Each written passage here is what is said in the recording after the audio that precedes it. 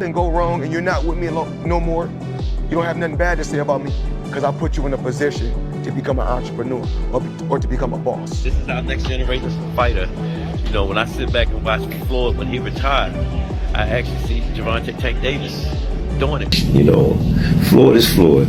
That's like I say, Tank is Tank, man. But at the end of the day, you know, the man is chasing greatness. And you should be supporting that. I always tell you that. You should be supporting that, you know. It's a rocky road that we said what's going on. Just pay attention, man. The story is going to rebuild itself, you know. But again, no more. You don't have nothing bad to say about me because I put you in a position to become an entrepreneur or to become a boss.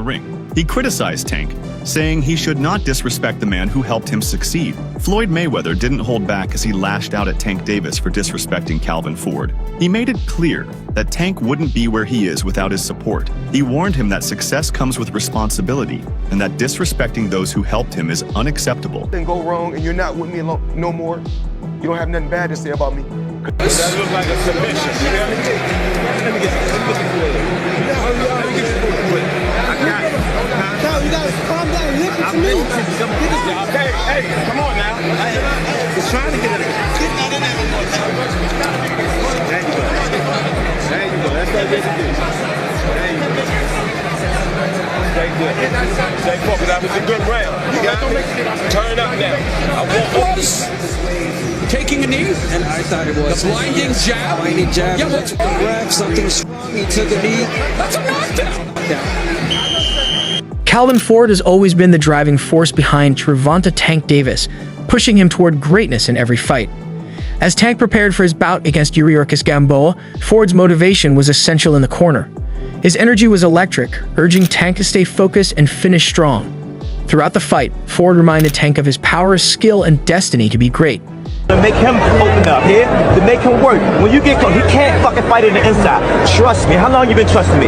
Get close to him and just keep hoping. When I say penitentiary, put that knife in him. Put him in him. All right, put him together. Yeah, go to the body. Remember, take the wild shots. In the later rounds, as Gamboa showed resilience, Ford's words kept Tank sharp, demanding he close the show.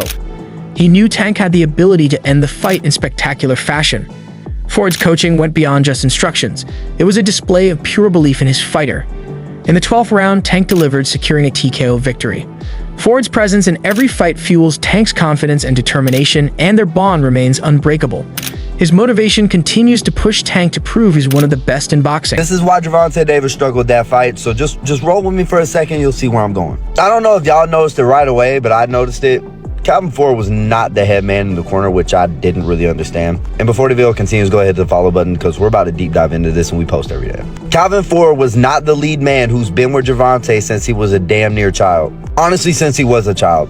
Why would you do that? I don't know if they were underestimating the fight. I don't know if they were just trying to change it up and try something new because this wasn't a huge opponent. I don't know if there's something wrong with Calvin or Calvin's not going to be there. I don't know. But that was damn stupid. Because you notice when shit started hitting the fan, guess what voice popped up on that screen? Put his head through ropes and Calvin started coaching. When Tank's eye messed up, guess where he looked? He didn't look at that other corner man. He looked for Calvin Ford. Also, Tank talked a lot during this fight. It was a little bit of a different Tank than we've seen. He was chirping with the fire, which isn't new. He was arguing with the ref.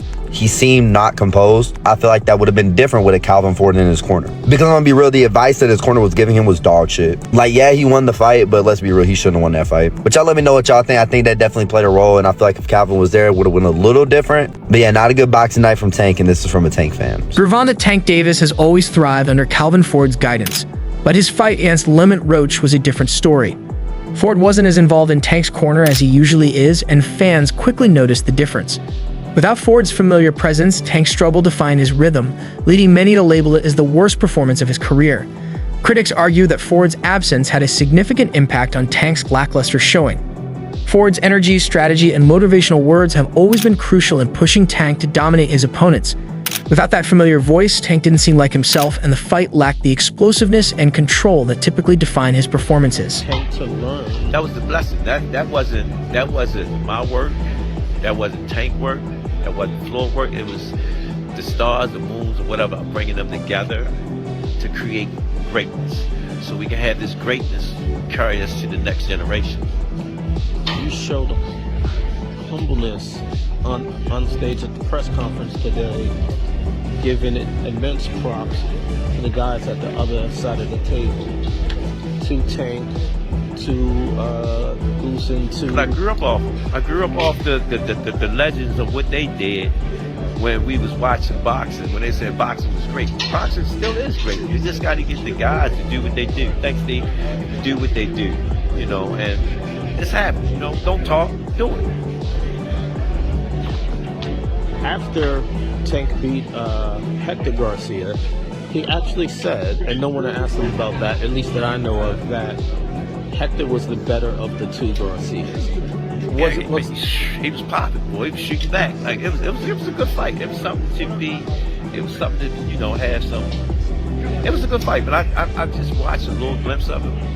He came to put that party in, you know. So again, Tank do what he do. You know what I'm saying? So we just waiting for this next one to happen there. I know. Tell Dante I said hello to you. Oh, of course.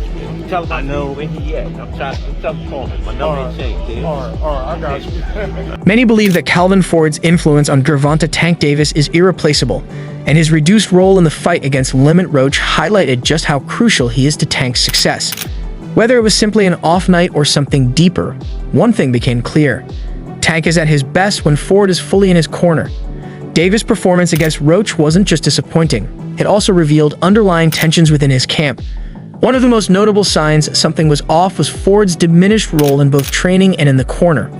Fans and analysts quickly noticed that Ford, who had always been a major influence on Tank, wasn't as involved this time, sparking speculation about potential issues between them. Corner at the 6th round and say my hand is hurt. If you look at the tape, I said, man, I don't want to hear that. Fight through it. And he done it. Y'all got to give this young man his props.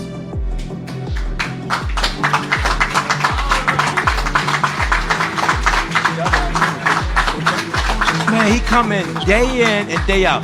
And you hear him keep saying, he fight who they put in front of him. And we don't turn down nothing but our callers.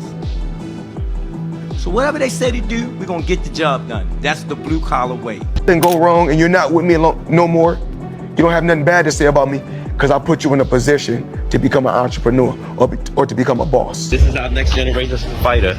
You know, when I sit back and watch Floyd when he retired, I actually see Gervonta Tank Davis doing it now. Attention to him and make him open up here to make him work. When you get close, he can't. The last one out the gym. Tank used to sit on the ring like this and watch me train him. How old is he at this point? He was like 7, 8. Okay. A lot of stuff that I was giving my son was giving it to Tank. So it was a perfect fit. Tank was like the family, you know what I'm saying? And he used to sit at the table because I had another kid named Ramon Manning. He liked to play with them guns, you know what I'm saying? And when I lost him, I was hurt because that was my first time losing a fighter that you put so much into. Remember, I said, Tank, my money running out. And he just looked at me and said, believe in me, coach.